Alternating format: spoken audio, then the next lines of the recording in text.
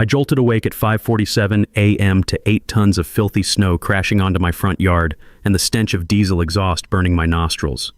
There she was, Bethany Kensington, our bleach blonde HOA president in $800 designer boots, laughing hysterically while filming the destruction on her phone.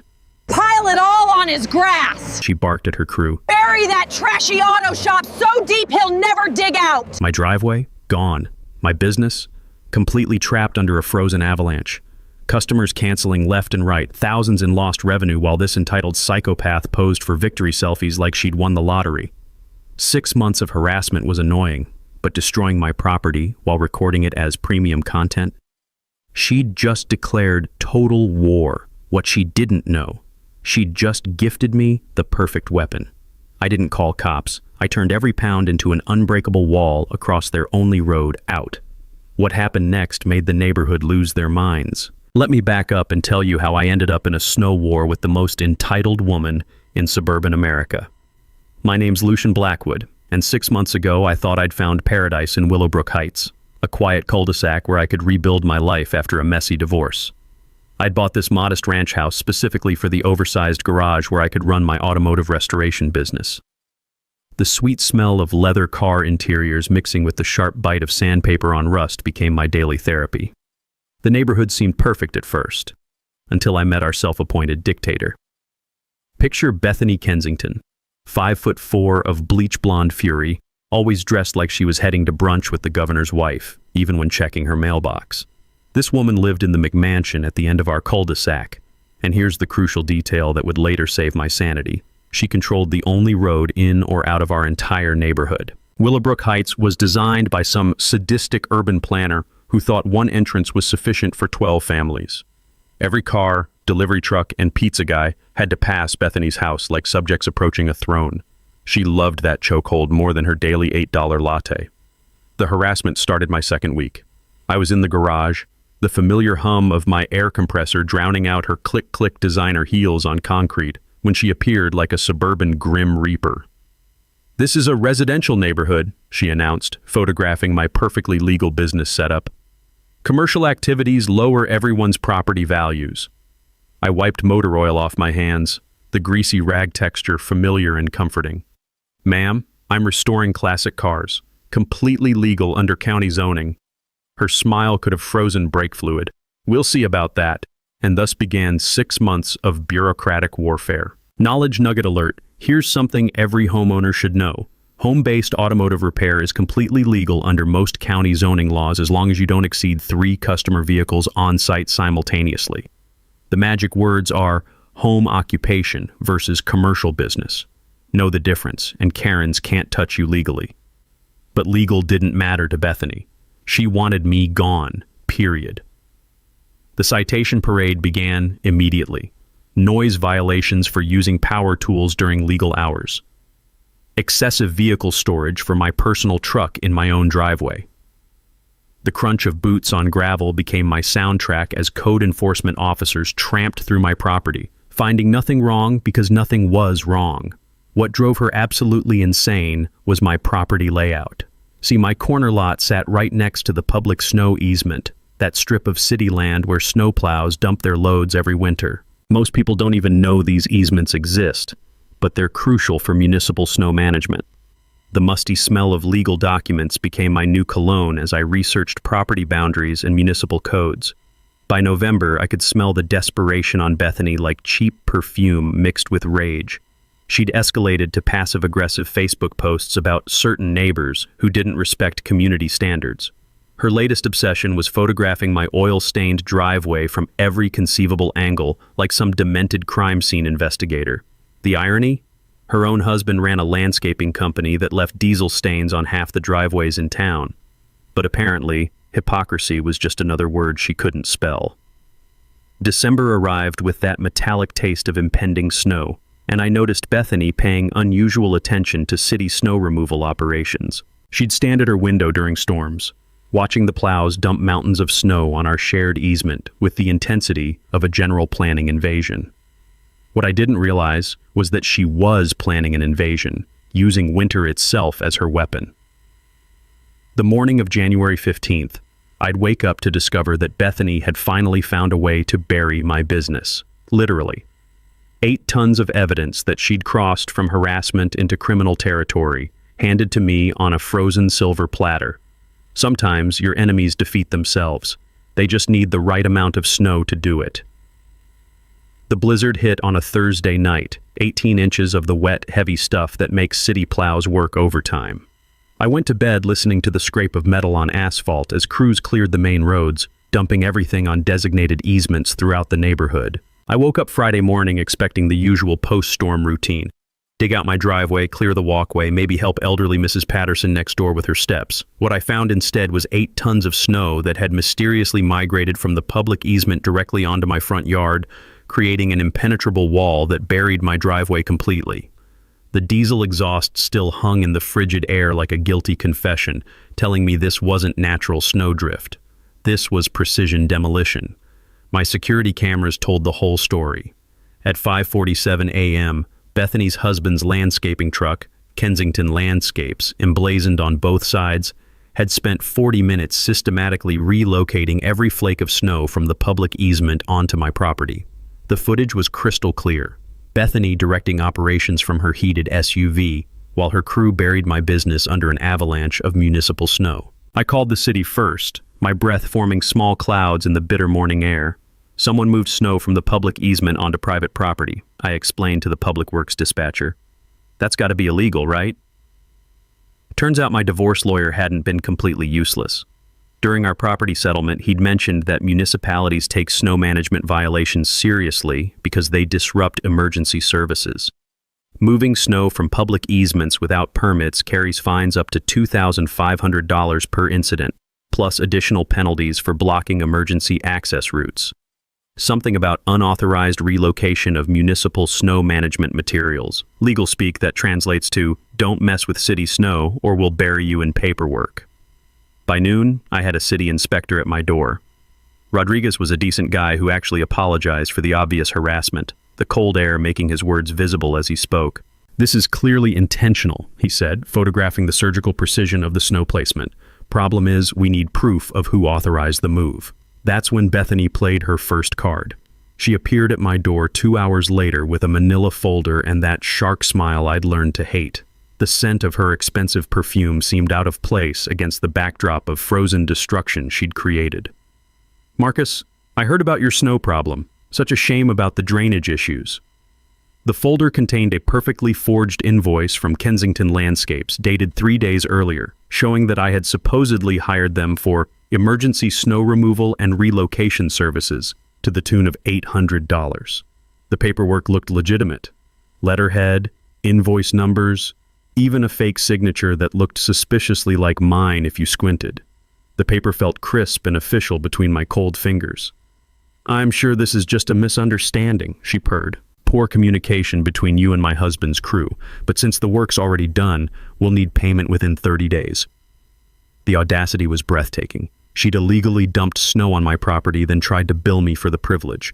But I'd been documenting everything for months. My security system had recorded not just the snow operation, but Bethany's planning meeting with her crew the night before. Audio and video of her explicitly directing them to bury his driveway so deep he'll need a helicopter to get out.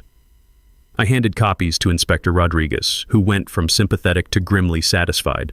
"This changes things. We're talking fraud now, not just illegal dumping." While Rodriguez prepared his report, I did some detecting of my own. Measuring the exact placement of Bethany's snow dump revealed something beautiful. Her crew had been so thorough in clearing the public easement that they'd actually encroached 6 inches onto her own property line to get every last flake. The irony was delicious.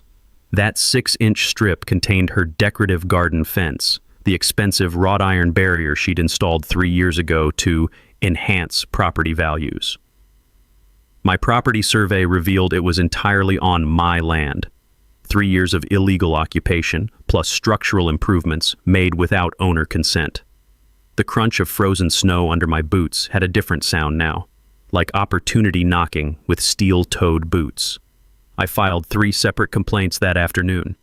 Illegal snow dumping with the city, fraud with the sheriff's department, and trespassing with the county property office. Each one cross-referenced the others, creating a paper trail that would make any prosecutor's job easy. But Bethany wasn't done escalating. Saturday morning, I woke to find another load of snow, this time from the shopping center parking lot, complete with cigarette butts, fast food wrappers, and the unmistakable chemical smell of road salt mixed with motor oil. Commercial snow contaminated with debris, dumped on residential property in violation of health department regulations. The woman had gone from harassment to environmental crimes in less than 48 hours.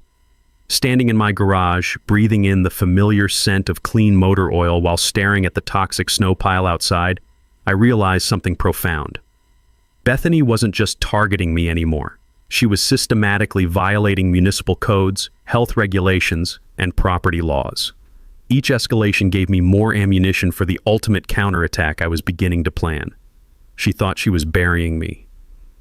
What she was actually doing was building my case file one illegal snow dump at a time. Monday morning brought an emergency HOA board meeting notice slipped under every door in the neighborhood. The crisp white paper felt cold against my fingertips as I read Bethany's latest masterpiece. Emergency session addressing unauthorized commercial snow storage on residential properties. The woman had balls, I'll give her that. After illegally dumping contaminated snow on my yard, she was now calling an emergency meeting to ban ME from having snow on my property. The meeting was scheduled for Thursday evening in the community center, a bland conference room that always smelled like stale coffee and broken dreams. I spent the week preparing, diving deep into municipal codes until the musty scent of old law books became my new cologne. What I discovered during those late-night research sessions changed everything. Cities don't just allow snow relocation, they actively encourage it for drainage improvement. Any property owner can request municipal snow management services for legitimate safety purposes. The process requires paperwork, but it's completely legal and often funded by the city itself. Thursday evening arrived with the bitter taste of anticipation in the winter air. The community center was packed. Apparently everyone wanted to see what fresh hell Bethany had cooked up. She'd positioned herself at the head of the table like a general preparing for war, her usual power outfit complemented by a presentation easel covered with dramatic photos of my snow-covered yard. Fellow residents, she began, clicking through slides like she was presenting to the Pentagon, we have a serious problem. Unauthorized commercial snow storage is creating safety hazards and lowering our property values. The presentation was impressive in its complete detachment from reality. Photo after photo of my yard with dramatic captions like excessive accumulation and neighborhood safety risk. She'd even included aerial shots that made my modest snow pile look like Mount Everest had relocated to suburban Minnesota. I propose we immediately implement emergency bylaws prohibiting any commercial snow storage on residential properties, she concluded with theatrical flourish. That's when I stood up, the screech of my folding chair echoing in the suddenly quiet room. I have some questions about this proposal, I said, pulling out my own folder. The rustle of paper seemed unnaturally loud as I arranged my documents. First, these photos show snow that was illegally moved from public property onto my yard without your consent. Second, I have security footage proving you orchestrated this entire operation. And third, I paused for dramatic effect. I have city inspection reports confirming that every flake of this dangerous snow came from the municipal easement that your husband was specifically hired to clear. The room temperature seemed to drop 10 degrees as neighbors turned to stare at Bethany. Her face went through an impressive color progression from pink to red to purple. That's a complete fabrication, she stammered, but her voice had lost its usual commanding tone. I handed out copies of Inspector Rodriguez's report, the security camera screenshots, and the fraudulent invoice she'd tried to stick me with. The shuffle of papers being passed around sounded like whispers spreading through a church. Board member Janet Phillips, a retired teacher with zero tolerance for nonsense, spoke first. Bethany, did you authorize moving city snow onto Marcus's property? I was trying to improve neighborhood drainage. Without permits? Without consent? Using falsified invoices? Janet's teacher voice could have frozen antifreeze solid. The vote wasn't even close. Bethany's emergency bylaw proposal died 6-1, with only her hand-picked vice president supporting her. But here's where things got interesting. As the meeting broke up, I overheard Bethany's whispered phone call to her husband. Plan B, tomorrow morning. Use everything. Friday morning, I woke to the rumble of diesel engines again, but this time, it wasn't just Bethany's crew. 3 different landscaping trucks were dumping snow on my property simultaneously, creating what looked like a coordinated military operation. 12 tons of the stuff, sourced from different commercial parking lots, completely obliterating not just my driveway, but half my front yard.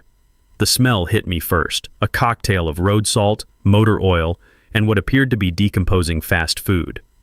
This wasn't just snow, it was a toxic waste dump disguised as winter precipitation. But here's the beautiful part. In her desperation to bury me completely, Bethany had just provided me with enough snow to build something spectacular. Every truck was captured on camera, every load documented, every violation recorded. My neighbor, Mrs. Patterson, knocked on my door around 10, her face flushed with indignation and something else, excitement. "Marcus, I saw the whole thing, but I also saw where they got that snow from. You're gonna love this." She handed me photos she'd taken during her morning walk. The final truckload hadn't come from a parking lot at all. It had come from the public easement behind Bethany's own house, where the city stored emergency snow supplies. Bethany had just stolen municipal property to attack me. Standing in my garage that evening, listening to the steady drip of toxic snow melt against my foundation, I realized something beautiful. She'd handed me enough ammunition for the perfect counterattack, and she'd done it all on camera.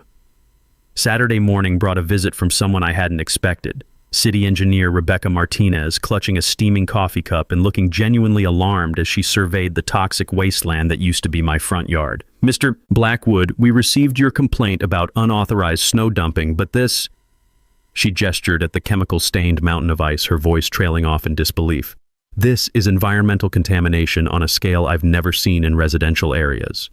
The sharp smell of road salt mixed with motor oil hung in the air like industrial perfume. Rebecca took photos, collected samples in official-looking containers, and kept muttering under her breath. Commercial snow mixed with residential snow creates drainage problems for the entire neighborhood. Plus, some of this contains industrial de-icing chemicals that could contaminate groundwater for decades. Then she said something that made my heart skip a beat. "But here's the really interesting part. See this black snow with the orange chemical stains? This came from our emergency municipal storage site. Someone stole city property to dump on your yard." My coffee cup felt warm against my cold fingers as possibilities flooded my mind. Emergency storage site? The easement behind the Kensington property. Most people don't know we maintain strategic snow storage areas throughout the city.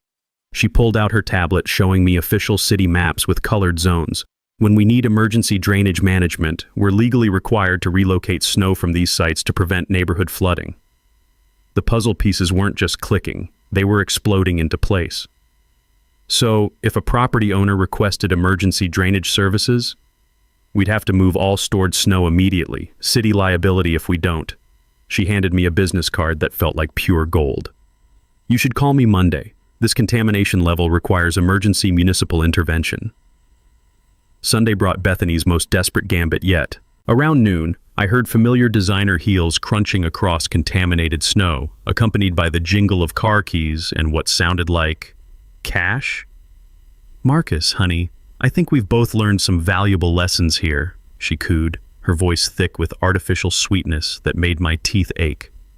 She was carrying a manila envelope, thick, expensive paper that crinkled importantly in the winter breeze. "I'm prepared to make you an offer that benefits everyone. $10,000 cash today if you voluntarily relocate your business. Think of it as a win-win neighborhood solution." I'd been wearing a recording device since the fraudulent invoice incident, and every word was being captured in crystal-clear audio. But what she said next was pure gold. "Between you and me," she whispered conspiratorially, "the HOA maintains a discretionary slush fund for special neighborhood improvements. We could call this an emergency business relocation incentive. Tax-free cash, no paperwork, everyone wins. Embezzlement, bribery, tax evasion, all on tape." I had to bite my tongue to keep from laughing out loud. "That's very generous, Bethany. But what about all this contaminated snow?" "Oh, that's temporary. Spring melt will take care of everything." She leaned closer and I caught a whiff of expensive perfume mixed with desperation. "Honestly, we both know you can't run a business with all this mess. Take the money and start fresh somewhere else." Monday morning, I called Rebecca Martinez with my official emergency drainage request. The contaminated snow was creating immediate runoff hazards that threatened foundation damage throughout the neighborhood. I needed municipal snow management services to relocate hazardous materials to proper disposal sites. Absolutely critical, she agreed immediately. We'll need to move everything to designated easement areas this weekend for emergency processing. The contamination level requires immediate municipal intervention. This weekend works perfectly, I said, already visualizing 12 feet of beautiful, impenetrable snow wall. But Bethany wasn't finished with her crime spree. Tuesday morning brought her masterpiece of stupidity, vandalism involving her teenage son.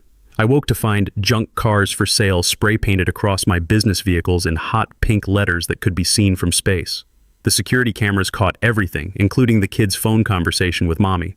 I tagged all his trucks, Mom, used the spray paint from Dad's shop. Now everyone will think he's running a junkyard. Criminal conspiracy involving a minor using materials from her husband's business. The woman was practically gift-wrapping felony charges. Wednesday evening brought the call that would seal Bethany's fate. Inspector Rodriguez's voice was grimly satisfied. Multiple felonies, fraud, theft of municipal property, bribery attempt, environmental violations, vandalism, and conspiracy. The prosecutor wants to make an example. That night, I sat in my garage surrounded by the familiar comfort of clean motor oil scents and soft jazz, finalizing paperwork for the most beautiful municipal snow relocation project in city history. Every ton of contaminated snow Bethany had weaponized against me was about to be relocated to the emergency easement behind her house. The metallic taste of incoming justice mixed with winter air as I signed the final forms. Bethany thought she'd buried my business. What she'd actually done was provide ammunition for the most spectacular snow wall this neighborhood would ever witness. Thursday afternoon brought the phone call that would change everything. Rebecca Martinez's voice carried barely contained excitement as she explained what her team had discovered during their site inspection. Marcus, you're not going to believe this. We've been surveying the contamination extent, and we found something fascinating about your property boundaries. I was in my garage, the familiar scent of WD-40 mixing with anticipation as I worked on a carburetor rebuild. What kind of something? Your corner lot sits adjacent to not one but two municipal easements, the main one everyone knows about, plus an emergency overflow easement that runs directly behind the Kensington property. Papers rustled as she consulted her maps. It's a legacy easement from the original 1987 subdivision development. Most residents have no idea it exists. My wrench slipped, clanging against the concrete floor. Emergency overflow easement? Required by city code for cul-de-sac developments. When primary easements reach capacity during major storms, we're legally mandated to utilize overflow sites for neighborhood flood prevention. Her voice took on an almost gleeful tone. And here's the beautiful part. Mrs. Kensington has been illegally blocking municipal access to that easement for years with her garden shed, decorative landscaping, and privacy fence. The pieces weren't just falling into place, they were assembling themselves into a masterpiece of municipal justice. What does that mean practically? I asked, though I was already beginning to understand the delicious implications. It means when you file for emergency drainage remediation, which you absolutely should given the contamination levels, we're required to clear the overflow easement immediately. All snow storage, all contaminated materials, everything gets relocated to proper municipal sites. I could hear her grinning through the phone. The overflow easement runs from the street entrance along the back of the Kensington property directly to the storm drain system. When we clear it for emergency use, it effectively creates a, shall we say, significant snow management corridor. The taste of sweet revenge was sharper than the winter air seeping through my garage door. How significant are we talking? Well, let's see. 12 tons of contaminated snow from your property, plus an estimated 8 tons of accumulated snow blocking the easement, plus whatever the weekend storm deposits. She paused for dramatic effect. We're looking at a snow relocation project that would require approximately 60 feet of corridor space, 12 to 15 feet high, extending from the street to the drainage outlet. My hands were actually shaking as the full picture crystallized. Bethany's house sat exactly at the choke point between the street entrance and the easement outlet. A proper municipal snow corridor would effectively block her access to the cul-de-sac while remaining entirely on public property. When could this emergency remediation happen? Given the contamination severity and the weekend storm forecast, I'd say Saturday night into Sunday morning. We prefer overnight operations to minimize traffic disruption. Rebecca's professional tone couldn't quite hide her satisfaction. Of course, we'll post proper notices about temporary access modifications for municipal emergency work. The legal beauty was overwhelming. Everything would be completely legitimate. Emergency drainage remediation using established municipal easements to prevent neighborhood flooding. The fact that it would trap Bethany behind her own weapon was just municipal coincidence. Friday morning, I filed the official emergency drainage request, complete with soil contamination reports, groundwater protection concerns, and neighborhood flood prevention justifications. The paperwork was bulletproof, the need was documented, and the solution was municipally mandated. That evening, I stood in my driveway breathing the sharp scent of approaching snow, watching Bethany's house glow with warm yellow light. She was probably planning her next harassment campaign, completely unaware that she'd already provided all the ammunition needed for her own defeat. The weekend storm was forecast to begin Saturday evening, perfect timing for the most beautiful municipal snow management project this neighborhood had ever witnessed. Bethany thought she controlled access to our little kingdom. By Sunday morning, she'd discover that karma comes with a snowplow and municipal authority. Friday evening, my garage became mission control for the most satisfying municipal project in suburban history.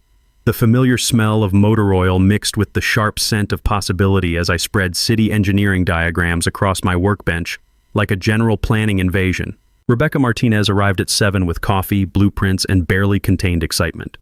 "I've been doing municipal engineering for 15 years, she said, rolling out detailed easement maps. "And I've never seen someone hand us such perfect justification for emergency drainage intervention." The technical requirements were beautiful in their municipal precision. Emergency snow corridor specifications called for 12-foot minimum width, 15-foot maximum height for structural stability, with integrated drainage channels every 20 feet to prevent spring flooding. The contaminated snow from my property would require special handling protocols, meaning extra equipment, extended timelines, and maximum visual impact. "The really elegant part," Rebecca explained, pointing to survey markers that gleamed under my garage lights, "is that proper municipal snow management requires clearing the entire easement corridor. We can't do partial remediation. It's all or nothing for flood prevention." But then she dropped something that made my blood run cold. "There's just one potential complication. Mrs. Kensington filed a complaint this afternoon claiming the easement doesn't exist. She's demanding we halt all operations pending a property survey review." My wrench clattered to the concrete floor. Can she do that? Normally, yes. Municipal policy requires us to pause emergency work if property boundaries are disputed. Rebecca's grim expression made my stomach sink. But here's the thing. I pulled the original 1987 subdivision filing this afternoon. The easement is clearly marked, properly recorded, and has been maintained continuously since development. She unfolded a yellowed document that smelled like old paper and bureaucratic victory. Plus, her complaint included photos of her shed and landscaping as proof the easement doesn't exist. What she actually proved is that she's been illegally blocking municipal property for years. The taste of relief mixed with winter air as I understood the beautiful irony. Bethany's desperate attempt to stop the project had just provided additional evidence of her violations. Saturday morning brought equipment coordination that felt like Christmas morning for revenge enthusiasts. City Public Works would provide a front loader, 2 dump trucks, a snow compactor, and a 4-man crew for emergency contamination remediation and easement restoration. "We'll start operations at 2 a.m. Sunday," Rebecca confirmed, her radio crackling with authority in the cold air. "Overnight work minimizes disruption to regular traffic patterns, and Mrs. Kensington's complaint has been officially dismissed. Easement boundaries confirmed by city surveyor." Saturday afternoon, I took a reconnaissance walk through the neighborhood, the crunch of fresh snow underfoot mixing with anticipation. Bethany's illegal garden shed sat squarely in the middle of the emergency easement, surrounded by decorative landscaping that would need immediate relocation for municipal access. Her privacy fence, installed without permits 3 years ago, extended directly across the easement corridor. Municipal regulations required emergency removal of unauthorized structures blocking drainage access. Those expensive fence posts would be gone by morning. The forecast was perfection itself. 8 to 12 inches starting Saturday evening, creating fresh snow to mix with contaminated materials for maximum volume and dramatic effect. Mother Nature was providing the finishing touches on municipal justice. That evening, I called supportive neighbors with friendly warnings about temporary access modifications for emergency municipal work. Mrs. Patterson was practically giggling with excitement. "You mean that horrible woman won't be able to get her fancy car out?" "Well, the municipal snow corridor will require significant traffic pattern adjustments," I said carefully. "Could be weeks until spring melt allows normal access restoration." Her delighted laughter mixed with snowflakes tapping against my window like applause. Sunday at 1 a.m., I positioned myself at my kitchen window with hot coffee and front row seats to municipal theater. The rumble of diesel engines announced City Public Works arrival, their yellow lights cutting through darkness like justice itself. Rebecca's crew worked with professional precision, the scrape of metal on pavement creating a symphony of municipal authority. First, they cleared my contaminated snow using proper hazardous materials protocols, every toxic flake documented and relocated. Then came the masterpiece, emergency easement restoration. Bethany's illegal shed was relocated for municipal access, straight into her backyard storage area. Her unauthorized fence posts were emergency removed for drainage compliance, leaving gaps like missing teeth in an expensive smile. The decorative landscaping was repositioned for safety, directly blocking her secondary driveway. By 4 a.m., the snow corridor was magnificent. 12 feet wide, 14 feet high, extending from street entrance to drainage outlet in perfect municipal compliance. The compacted walls gleamed like fortress barriers under streetlights, creating what looked like a winter siege around Bethany's property. The crew finished at dawn, leaving municipal signage, emergency drainage corridor, authorized vehicles only, violators towed. Standing in my garage Sunday morning, breathing the satisfied scent of completed justice mixed with fresh snow, I admired the masterpiece through my window. Bethany's luxury cars sat trapped behind walls built from her own weapon, on public property, with complete municipal authority. Perfect justice smelled like diesel exhaust and tasted like victory. Sunday morning at 7:23 a.m., I was awakened by the sound of Bethany Kensington having what could only be described as a complete psychological breakdown in her own driveway. "What the hell is this?" she screamed, her voice cracking like ice under pressure. I peered through my bedroom curtains to see her standing in designer pajamas and Ugg boots, staring at the magnificent snow wall that now blocked her escape route completely. The sight was even more beautiful than I'd imagined. 12 feet of compacted snow stretched across the cul-de-sac entrance like a municipal monument to poetic justice. Her white Escalade sat trapped behind the barrier like an expensive museum piece, while official city signs declared the area an emergency drainage corridor. The acrid smell of her burning coffee drifted through the winter air. Apparently, she'd left her machine running in her panic. By 8 a.m., she was on her phone, screaming at what I assumed was City Hall. The winter air carried her voice clearly. "I don't care about your drainage project. Remove it immediately. This is municipal harassment." Around 10 a.m., Bethany appeared at my front door, her face flushed with cold and fury. The scent of expensive perfume couldn't quite mask the desperation emanating from her like heat waves in reverse. "You orchestrated this," she hissed, her breath forming angry clouds. "This is calculated revenge disguised as city work." I sipped my coffee, savoring the warmth while enjoying the spectacle of Karen in crisis. "Ma'am, I filed legitimate complaints about environmental contamination." The city responded appropriately. "Appropriately? You buried my entire neighborhood access." "Actually, the city relocated hazardous materials to proper easement areas for flood prevention. Your property access remains available through the pedestrian corridor." I gestured toward the narrow, ice-covered trail that wound around the snow wall like a frozen obstacle course. That's when she noticed her Escalade would remain an $80,000 lawn ornament until spring melt. By afternoon, Bethany had escalated to municipal terrorism, calling every city department and threatening lawsuits. She even tried hiring private contractors to clear the corridor. That backfired spectacularly. No legitimate company would touch a municipal emergency project without permits. The contractors took one look at the official signage and fled, leaving diesel exhaust hanging in the air like bureaucratic incense. Monday brought Bethany's masterstroke of desperation, attempting DIY snow removal with a household shovel. I watched from my kitchen window as she attacked the 12-foot wall, her designer coat gradually soaking with sweat and snowmelt. After 2 hours, she'd created a bathtub-sized dent.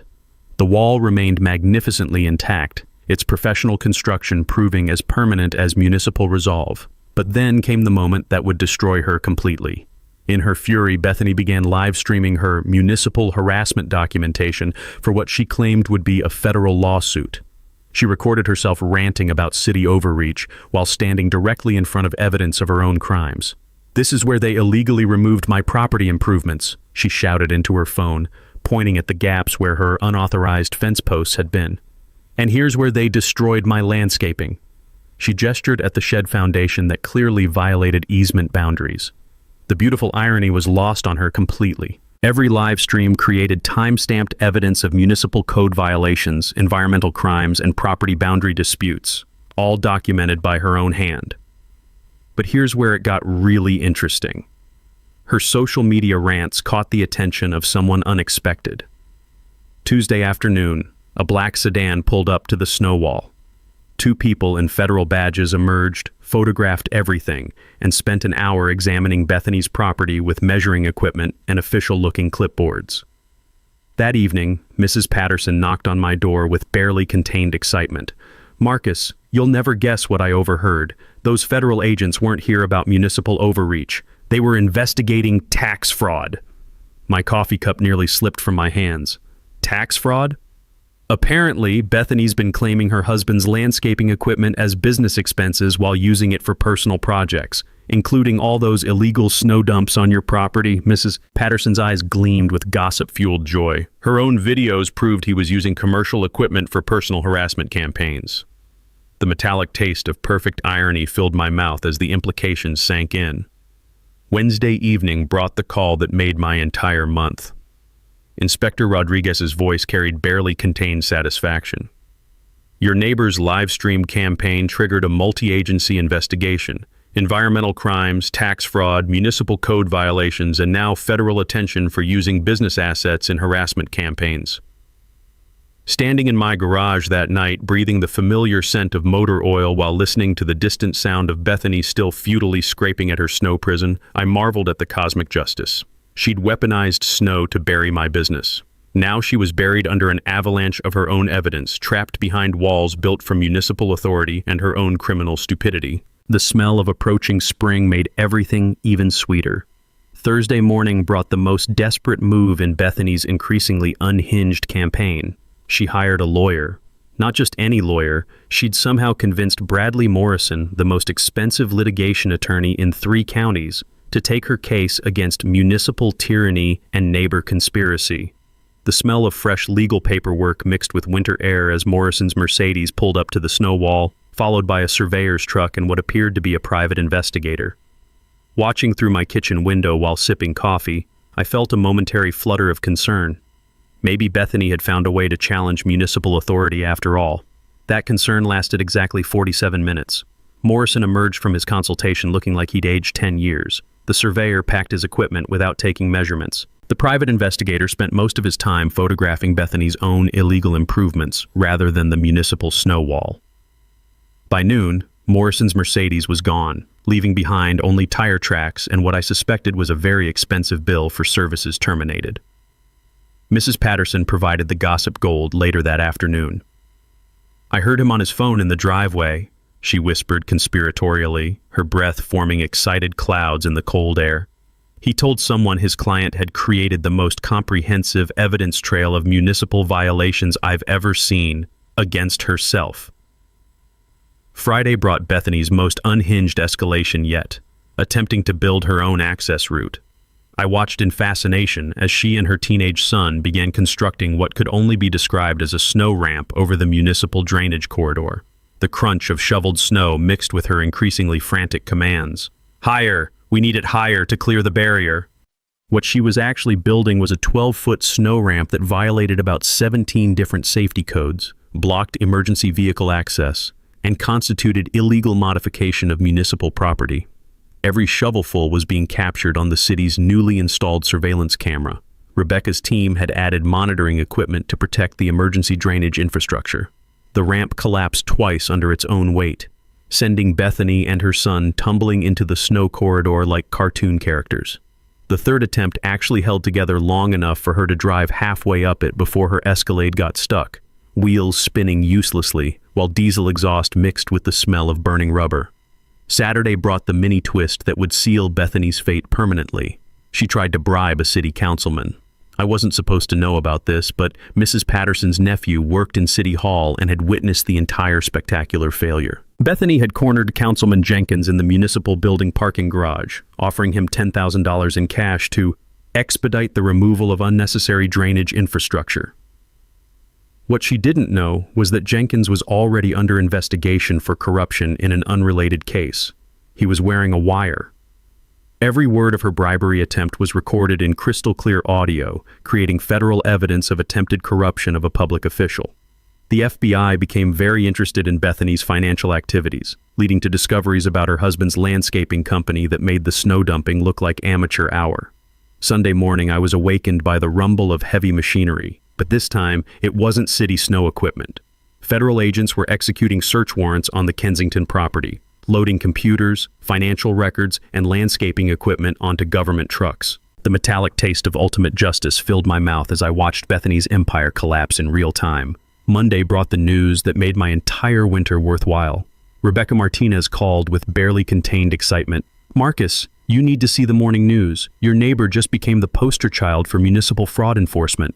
The local TV station was running a segment called How Snow Dumping Uncovered Federal Crimes, featuring aerial footage of the magnificent snow wall alongside photos of federal agents searching Bethany's property.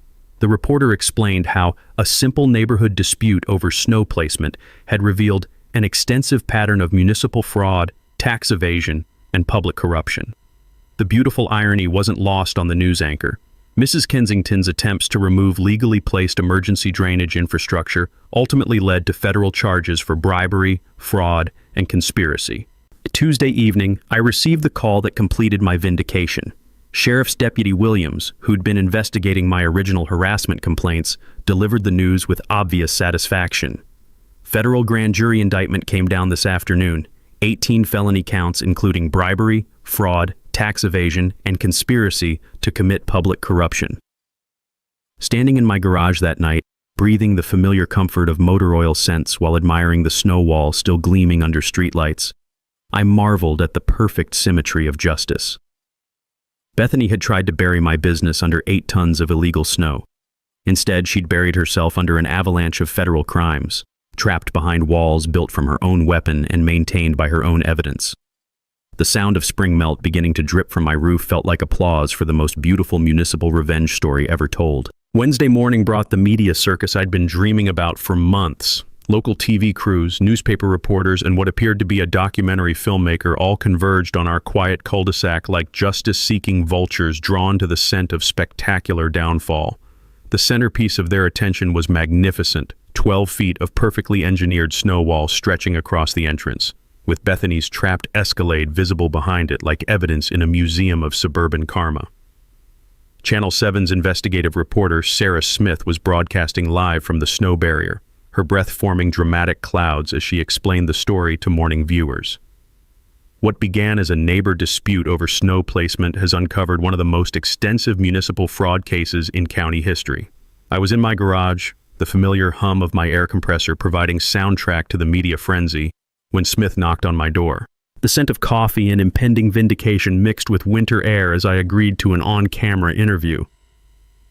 "Mr. Blackwood, how does it feel to know that your drainage complaint led to federal criminal charges?" "I just wanted the contaminated snow removed from my property," I said, keeping my tone measured and reasonable. The city responded with appropriate emergency measures to prevent neighborhood flooding.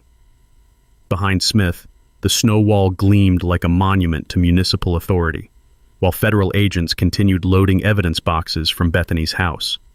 The visual contrast was perfect, legitimate government action versus the chaos of criminal investigation.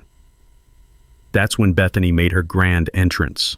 She emerged from her house around 10 a.m., apparently unaware of the media presence, and began her daily ritual of attacking the snow wall with a shovel. The sight of a woman in designer clothes futilely scraping at a municipal drainage corridor while federal agents inventoried her possessions was too perfect for reality TV. "Ma'am, can you comment on the federal charges?" Smith called out, her camera crew swinging to capture Bethany's deer-in-headlights expression. "This is harassment!" Bethany shrieked, waving her shovel like a weapon. "That man orchestrated this whole thing. The city is corrupt. The drainage project is fake." The beautiful thing about live television is that it doesn't edit out insanity.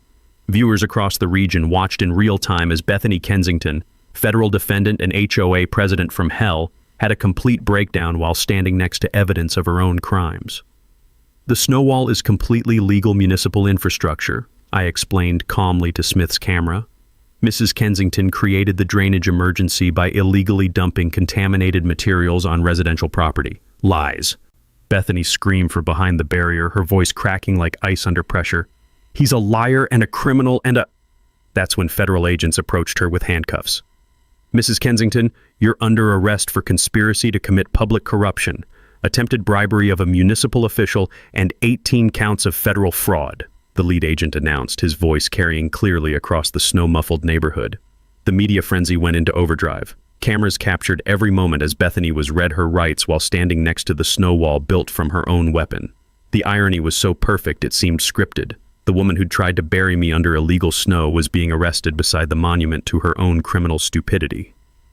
"This is it," I said quietly to Smith's camera, as federal agents led Bethany toward their unmarked sedan. "This is what happens when you weaponize municipal resources against your neighbors. Every ton of snow she dumped on my property is now evidence in her federal prosecution." The mic drop moment came as Bethany was placed in the federal vehicle. She looked directly at me through the car window, her face twisted with rage and defeat, and mouthed words that the news cameras couldn't capture, but I understood perfectly. "I should have left you alone." The taste of complete vindication was sweeter than my morning coffee as the federal sedan pulled away, carrying the former queen of Willowbrook Heights to her booking appointment with justice. Channel 7's noon broadcast led with the story, "Local Snow Dumping Case Leads to Federal Corruption Charges." The segment featured aerial footage of the snow wall, interviews with neighbors celebrating their liberation from HOA tyranny, and legal experts explaining how municipal fraud cases often begin with simple neighbor complaints. By evening, the story had gone viral on social media. The hashtag #SnowWallJustice was trending, with thousands of comments from people sharing their own HOA horror stories and celebrating Bethany's spectacular downfall. Standing in my driveway that night, breathing the crisp scent of winter air while admiring the snow wall still gleaming under streetlights, I felt the deep satisfaction of perfect justice served. The woman who'd tried to destroy my business with illegal snow dumping was now facing decades in federal prison, while her own weapon had become a permanent monument to municipal authority and poetic karma. The sound of melting snow dripping from my roof sounded like applause from Mother Nature herself. Spring arrived early that year, and with it came the sweet satisfaction of watching Bethany's snow wall slowly melt into the storm drains while she sat in federal detention awaiting trial. The federal prosecution was swift and merciless. 18 felony counts, including bribery, fraud, tax evasion, and conspiracy, resulted in a plea bargain that sent Bethany to federal prison for 36 months, plus full restitution for damages and a lifetime ban on serving in any HOA capacity. Her husband's landscaping business collapsed under the weight of federal fines and lost municipal contracts. The McMansion went into foreclosure by summer, eventually selling for 60 cents on the dollar to a lovely retired couple who turned the front yard into a vegetable garden. The emergency drainage corridor proved so effective at managing neighborhood water flow that the city adopted Rebecca's design as the standard for suburban snow management throughout the county. What had begun as Bethany's weapon against me became a model for municipal engineering that prevented flooding in dozens of neighborhoods. My auto restoration business thrived beyond my wildest dreams. The viral news coverage brought customers from 3 states, all wanting their classic cars restored by the guy who turned HOA harassment into federal justice. The sweet smell of motor oil and success replaced the bitter taste of months under siege. More importantly, the neighborhood transformed into the peaceful community I'd originally hoped to find. The new HOA board implemented transparency requirements, banned harassment campaigns, and established a good neighbor policy that protected residents' legitimate home-based businesses. Mrs. Patterson became the unofficial neighborhood historian, regaling visitors with dramatic retellings of the Great Snow War while tending to her award-winning garden. The community came together in ways that Bethany's divisive leadership had never allowed. But the real victory was bigger than personal vindication. The Bethany Kensington case became a watershed moment for municipal fraud enforcement. Federal prosecutors used our evidence to identify similar patterns of HOA corruption across the region, leading to investigations and reforms that protected homeowners throughout the state. I used the book deal proceeds from Snow Justice, How I Turned My HOA Karen's Weapon into Her Prison, to establish the Willowbrook Community Engineering Scholarship, providing full college funding for students pursuing municipal engineering degrees. Rebecca Martinez serves on the selection committee, ensuring recipients understand that good engineering serves entire communities, not individual agendas. The scholarship has funded 12 students so far, all committed to designing infrastructure that prevents flooding, improves neighborhood safety, and resists corruption. One recipient, inspired by our story, is developing smart snow management systems that automatically identify illegal dumping using satellite imagery. Last winter, the city installed a commemorative plaque near where Bethany's snow wall once stood. It reads, "Emergency Drainage Corridor, dedicated to the principle that municipal authority serves all citizens equally." The plaque sits next to a beautiful storm drain that handles neighborhood water flow exactly as Rebecca's team designed. Every January, when the first snow falls, I stand in my garage listening to the familiar hum of my air compressor while admiring the efficient municipal snow management that keeps our streets clear and our drainage flowing properly. The scent of motor oil and winter air still reminds me that sometimes the best revenge is just letting criminals defeat themselves with their own evidence. The neighborhood kids have turned the former snow wall location into a sledding hill, their laughter echoing where Bethany's screams once disturbed the peace. Mrs. Patterson bakes cookies for the snow removal crews, who've become neighborhood heroes rather than instruments of harassment. I still get occasional messages from people facing their own HOA nightmares, asking for advice about fighting back against suburban tyranny. My answer is always the same: document everything, know your rights, and remember that municipal authority serves justice better than individual revenge. The metallic taste of that first winter morning when I discovered 8 tons of illegal snow on my property has been replaced by the sweet satisfaction of a community restored to sanity and a legal system that actually works when citizens know how to use it properly. Lucian Blackwood proved something I've always believed. Sometimes the sweetest victory is simply letting your enemy destroy themselves. Bethany thought 8 tons of snow would bury Lucian's business. Instead, every single ton became evidence in a federal case file. Illegal dumping, 18 counts of fraud, all because she couldn't accept that Lucian had the legal right to work from his own home. What I respect most, Lucian never lost his cool.